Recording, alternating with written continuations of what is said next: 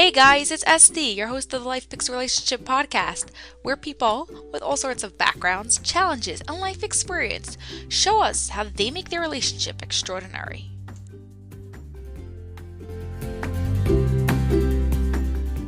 Hey guys, hope you're all doing well. I'm really curious to hear what today's guest has to say because although he's not a couple, just one person. Don't worry, we're getting more of them soon. Today's guest believes that you can go and achieve the impossible. As he says, nothing is impossible and there is possibility in everything.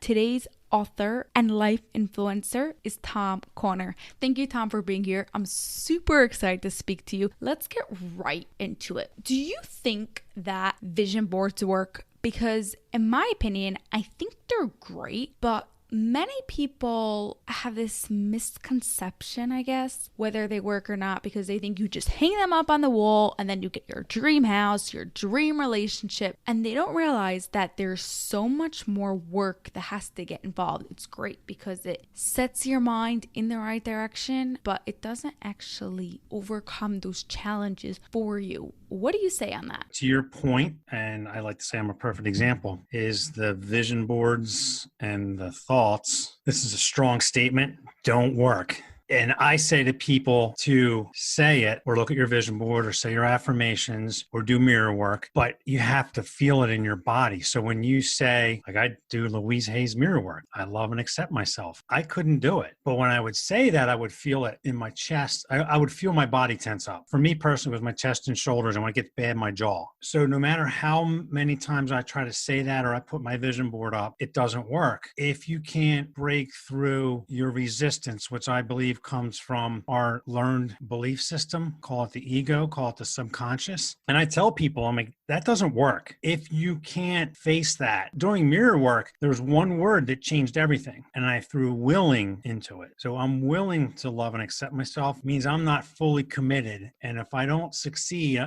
I'm not a failure. And so my tension in my body goes away. I'm willing to love and accept myself because that gives me that mental out, which is really silly, but it's true. So if your resistance is that big, law of attraction, asking and giving does not work. If you have that wall of resistance and you don't break through it. So you listen to Abraham Hicks or any of these people talking and they have people come up and say, well, I want to have this abundance and it's not working. I don't know if it's that habitual pattern. We're habitual creatures. And it's also a learned behavior from, I believe, our childhood. And I've experienced this firsthand talking about my children's books in front of elementary school kids. You can see that they have self-sabotaging thoughts immediately out of the gate when you ask them questions and their response is either from a place of self-deceit and sabotaging thoughts or I give my best is good enough. So I'm on the same page with you. Okay, awesome. So if somebody is in a relationship and wants to make their relationship better, how should they start? What's the first thing you suggest? That's difficult because my wife is very patient with me. And, I really believe we all see the world through our eyes. So everybody else in the world, if they don't appear the way they should through our eyes, then we become angry, we become frustrated, we become resentful. Why can't you be like me? And you know what? Parents do it to their kids, which is awful because I believe I don't want my kids to be like me. I want them to try to embrace some of the positive habits and thoughts, but I want them to be themselves, not me. But we base our learning on what we're taught. So it's your expectations. And if I have expectations of a certain way and my spouse or my partner doesn't live up to those expectations, we get divorced. And there's a high divorce rate in this country. And I think about this all the time because in my book, Borrowed Eyes and Feet, Finding Enlightenment After Rage, I talk about through that book, my year of enlightenment. So I go through in chronological order in 2016, present moment, practically each month and things that happened and why I reacted that way. And I trace it back to my past. And I'm not doing it from a place of anger or blame, which it used to be. It's a place of understanding. And I believe that my root cause of anger was because of the experience that happened after my parents got divorced. Not that divorce is a bad thing, but it's the world around you. And when you're 6 or 7 and that world falls apart, your whole world changes and you might carry carry that forward into life, into business, into marriage. And so your expectations are a certain way. And if your belief system is from lack or anger, then it's going to be very difficult. So if you're in a position where you're reacting to a relationship, it could be a friend, a kid, family member, a spouse. If you're able to kind of take that moment and just stop time, or if you can't, because what happens is you react and then you blurt out something and maybe you hurt their feelings. And I'll do it with my kids, and I'll come back to them and I apologize. I say, listen, I'm not mad at you or frustrated or impatient. I'm frustrated with the situation and my perspective of it. It has nothing to you. Unfortunately, you were there and you were the recipient of my flawed reaction. But if you're able to kind of stop that midstream, that's an awakening of sorts. Or at least afterwards to be like, oh, hold on a second. Why did I react that way to my loved one? Did they really do something wrong? Or am I reacting based on my past experience? If it's a little flawed, then it might make for a difficult relationship. It's a long answer to your question, but So if one realizes that it's from a pattern of behavior that they're doing from the past, now what? How do they go and change it? right. And it's hard because I tell people it took me years, decades. I enrolled in what Zig Ziglar, Jim Rohn, Zig Ziglar canned Automobile University. And when I was traveling a lot, I would listen to Zig Ziglar, Jim Rohn, Wayne Dyer, all these spiritual leaders, life leaders, business leaders. And I would find myself upset and frustrated because it didn't work. And I'm like, this doesn't, all these great things they're talking about, it doesn't work. And so for decades, they were planting these little seeds of positivity until I hit a wall and decided to stop being angry. And there's two ways you can stop a life of anger. You can end it physically, or you could do what's maybe just as difficult, is to do a 180 and face your fears from a standpoint of love and forgiveness. So the first thing is I created something called the Amazing A's of Awareness. If you have the awareness of your reaction and your emotions, and you can accept them, because a lot of people bring guilt if they're angry. Anger is not a bad thing. It could be a very empowering thing. Unless you actually hurt somebody, then yes, it's bad. But if you're aware of it and you can accept it and acknowledge it, and it's hard because friends, family members, loved ones sometimes say, what's wrong with you? Why are you angry? You shouldn't be angry. That's a real emotion. Get these messages from when we're little that emotions are bad, and they're not bad. Right. And all these things took years to happen, but then gradually, then suddenly, as a book from The Sun Also Rises from Hemingway, and friends are in a bar and is asked how his friend, how'd you go bankrupt? And he goes, well, gradually, then suddenly.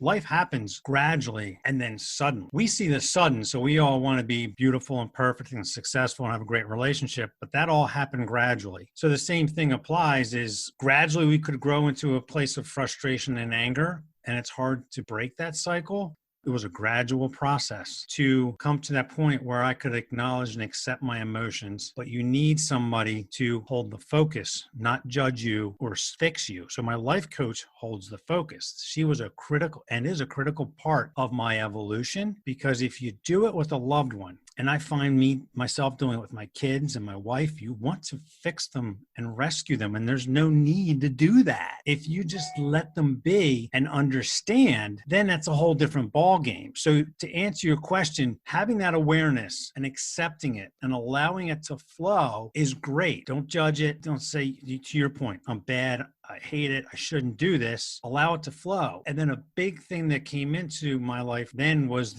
I had to shift my mindset. So I introduced affirmations into my life. And that's where I come up with the concept or the idea of the mosh pit of your mind. So if people have been in a mosh pit, it can be a very scary place because it's at a concert and there's this pit right in the ground in front of the stage, usually at a hard rock or punk concert, and people get in this pit and they bounce off of one another and they hit each other, and it's scary and it's violent. The mind processes 50, 60, 70,000 thoughts a day. So if I have all these false expectations, self-sabotaging thoughts, and if somebody triggers it, my learned way will say, well, maybe I'll get on the defensive. They're a jerk. I need to attack them to keep me safe, because if I don't, the ego says I'll die. So we have these learned behaviors. So that awareness allows you to say, okay, stop midstream. If you can, take a breath and say, wow, I'm not mad at you. I'm mad at my thoughts about the situation. But it takes deliberate practice, because once I started throwing affirmations into it, it didn't work, because Wayne Dyer's like, oh, I love myself. Louise Hay, I love and accept myself. And then all these thoughts say, you're an idiot, you're a failure, you're bad, you're stupid. And the mosh pit of your mind just pounces on these beautiful thoughts. It doesn't work. We're creatures of habit. We go back to our old way, say it doesn't work. It's not going to work, but it does. And it takes practice. Now it's kind of a dance for me, a game. I think the human mind, we're kind of crazy because we do have these different levels of consciousness. Once you're there and you see that happening when you're in a conversation and you're able to shift it, miracles happen. Yeah, so if I am recognizing what's going on here, I'm having all these bad thoughts, I want my relationship to be better, I want my life to be better, what affirmation should I start saying to put in my life? The easiest one is I give my best and my best is good enough. I never liked that one either, because if I'm frustrated and angry at myself and I say I give my best and my best is good enough and I know I could do better, I'm not believing my affirmation, right? But if I realize that's the whole package, I'm doing the best that I can in that moment, given my mindset, my frustrations, or my level of happiness, I'm actually giving the best that I know I can. And once you realize that, you accept, okay, I'm giving my best is good enough. In a way, you accept it, but you're striving to be better. And I believe by just, instead of saying you're an idiot, you're stupid, you shouldn't feel angry or frustrated, because we have this guilty conscience if we have these thoughts, to recite that. And I love and approve of myself. And again, if it doesn't work, you say, I'm willing to love and approve myself. There are two affirmations that I really started off with when I first started reciting them. I would also suggest, if you really want to do it, I use Louise Hay's, her cards, her affirmation cards, and I would just take them out of a little box and read an affirmation for the day. And then eventually, once you start to get into that deliberate practice, you might see or hear something or somebody say something, and you could turn that into your own affirmation based on what you're feeling in that moment. I recite affirmations hundreds, if not thousands of times a day. And that's a drop in the bucket if our mind processes 50, 60, 70,000 thoughts. But I deliberately practice these affirmations because I am in the process of retraining my mind. And it's fascinating, but it took me a while.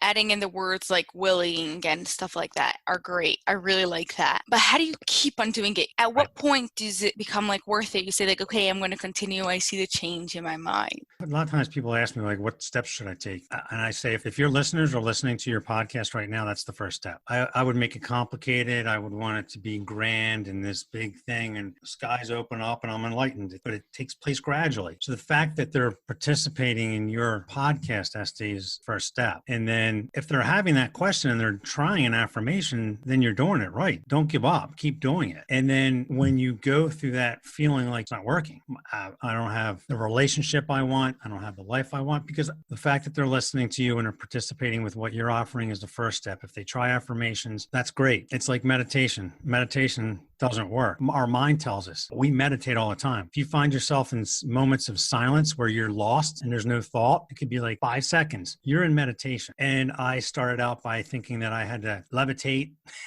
and all this happens. It hasn't happened yet, but I've had some really amazing meditations. A lot of my book titles come to me in meditation, and I still think it doesn't work. So that's that dance, that mosh pit. And I still believe it comes from our environment and our upbringing. And it's not to point blame and to be angry. That's a victim mindset. And quite frankly, I believe I carried that for the longest time. And so we have this victim mindset. Well, I can't change it. It's my parents' fault. It's my brother or sister's fault, or it's my coach's fault, or my teacher's or partner's fault. That's a victim mindset. And it's an easy cop out versus facing it and saying, okay, well, why do I feel this way? And you can get an app for Louise Hay or Hay House where an affirmation pops up every day. Recite it. If it doesn't work, then pay attention to why. To your point, if it doesn't work and you're feeling frustrated and angry, then pay attention to your body. There's got to be some part of your body where you're feeling tension. That's your subconscious that's been trained to not believe that you deserve happiness and love and a good relationship. And eventually you'll break through. Now, I don't know which direction you go with it. Do you do an automobile university thing like I did? Do you listen to more podcasts? Do you have a life coach who can hold the focus for you, not try to fix so you just hold the focus. If you're angry, you don't believe your affirmations work, or you feel it, or a word comes to mind. Maybe you just want to curse. Well, then go through that, but then challenge it and say, is it really true? Is this really true? Yes or no? You'll probably say yes, maybe. Then you got to ask yourself, okay, if it is true, which it's not, but if it is, what's the worst that can happen, ST? What's the worst that can happen if this is true? That's the ego. The ego loves death and devastation. To make it dark, which the ego does, that's where we get lost. The worst thing that can happen, ST, is I die. I'm not trying to be morbid, but like if I die, and I do this personally. I did it with a business colleague who had to do a presentation. She was so nervous. I said, what's the worst that could happen? I get fired. They laugh at me. They ridicule me. Okay, but then what's the worst could happen? I mean, well, what's really the worst that can happen? You could die. And when you die, is there like this bag of anxiety and fear and hatred that just sits there for somebody else to pick up and carry along? These thoughts don't exist. You can't weigh them. You can't carry them with you. There's nothing in human existence that allows us to say when someone dies, we can take their thought with us. It's crazy, but once you realize that, my next question, ST, was, well, then my good thoughts don't exist either. So I challenge both sides. I do it to myself. At the end of the day, what gives me peace with myself and accepting my wife, even though she doesn't do everything that I think she should because that's through my eyes, what leaves me with a sense of peace and willing to accept myself and love myself and my brothers and my parents and anybody in my life actually is love. So if I can't put either one of them in a bag and neither one really exists, what gives me that sense of peace and enjoyment in this life? It's love. But most people don't go down that path. They choose hatred. They choose anger. They choose fighting. Much easier. Yeah. It's easier. Right. Totally. And it's the way that, like you said, we're trained, learned to be that way. Now, flipping it on the other side, if I am either a parent or in a relationship, how can I try not to give over that feelings, thoughts, and those bad beliefs to those people around me? Because like you want to let it out, right? Yeah. You want to acknowledge it. You don't want to bottle up all that emotion inside of you and then just explode. But it has to be in a way that don't end up yelling at their kids just because you got really mad at work or something. Yeah. So what can we do to let it out, A, and B, to teach the people around us or empower the people around us to have those good thoughts and patterns? So again, I really believe it comes down to judgment. If kids get angry, they're judged. You're not supposed to be angry. Shut up. Stop being so loud. That's not a bad thing. But it gets worse because then they carry guilt with it. So it's really surrounding yourself with the right people that aren't going to support that negative energy and add fuel to that fire per se, that are there like, all right, maybe you have fun with it. Like, okay, I get it. Tom's feeling a little ornery right now. I'm just going to walk away. It's a matter of me being able to acknowledge that and laugh at that. But it's the people you surround yourself with. All this could just be based on the people in your life that will not support you becoming better because that's all they know and they have a limiting mindset. And you're trying as hard as you can to get away from that. But those people are just going to do what they do because they're maybe unconscious in a way. Sometimes you just need to separate yourself and surround you with the right people. Now, if you can't, for example, I'm married and I have 3 kids and I walk in and my wife still says, why are you so angry? I remember one time saying to her before I was getting on a podcast because I was getting geared for it and something hit me, ST, and I said, don't mistake my intensity for anger. There's a difference. And I always carried guilt that anger was bad and I was angry. What if my anger is actually an intensity from a place of love? No one ever taught me how to channel that and how to take that, not anger, but that intensity, because maybe I want to love and be accepted, but I'm so intense about it and afraid I'm going to be judged and not accepted. It's mistaken as anger. It's funny because my wife is always like, there's nothing wrong with you. You don't need to do all this stuff. And I say, yeah, there is something wrong with that. She sees you in totally different light than you see yourself. She totally grounds me and it's perfect. And some people don't like that. They want someone to be exactly like them. But my wife grounds me and she's like, what's the big deal? And I'm like, well, I have to go down all these rabbit holes. So she helps me with that in the fact that will just be black and white about it, which she's right. And when you boil it down, that's it. It's black and white. It's love or hate. I can choose love. I tell my kids to challenge me on everything I say, not out of disrespect or anger, but out of their ability to think on their own. And I tell them, I'm teaching you based on what I know. You know, my kids entered life at a certain time. I've already been in life and I think I know it all. So what I say, it goes in the way you're supposed to do it, which I believe is flawed. And I tell my kids, I'm teaching you the best I know possible. But if you know of a different way, then tell me. And my middle daughter, Jordan, is really great because she'll challenge me and And then I'll find myself becoming frustrated. And she says, Dad, remember you told me to think for myself and to challenge you? And then I say, okay, thank you.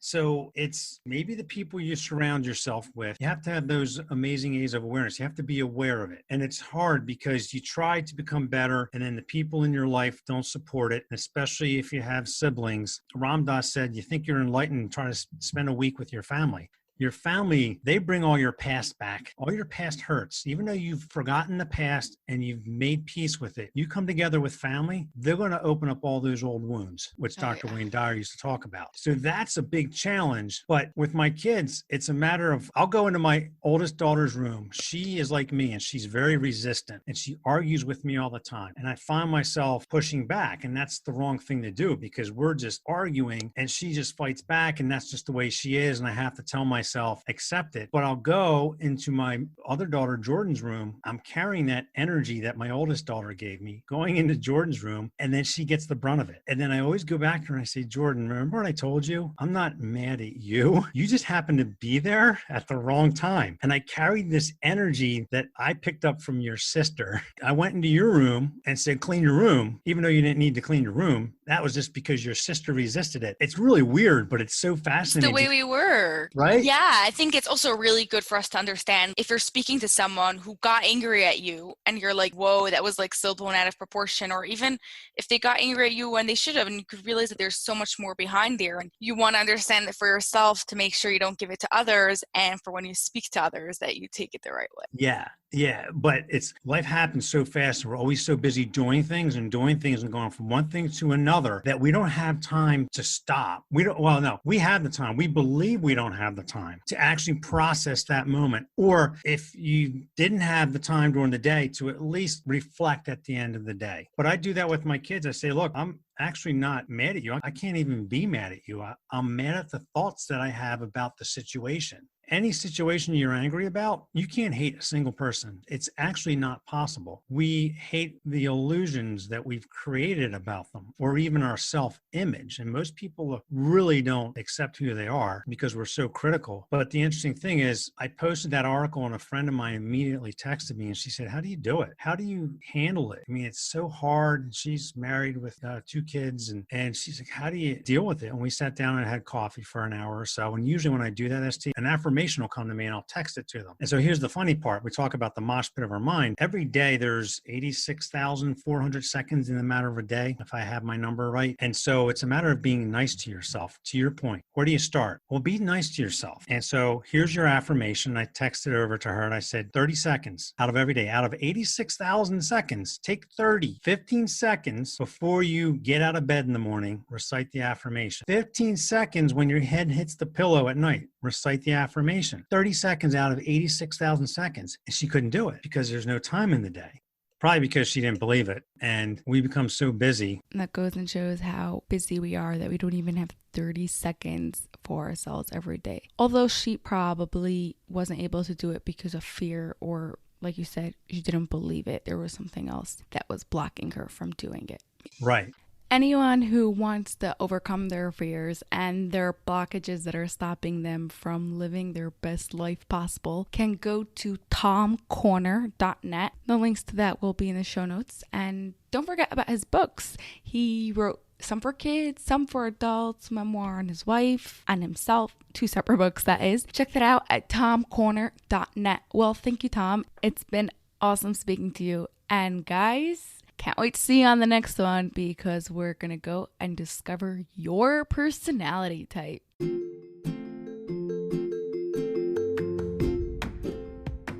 Did you enjoy that episode? Could you do me a personal favor and subscribe and leave a review? It would mean a lot to me. Thank you so much and have an awesome day.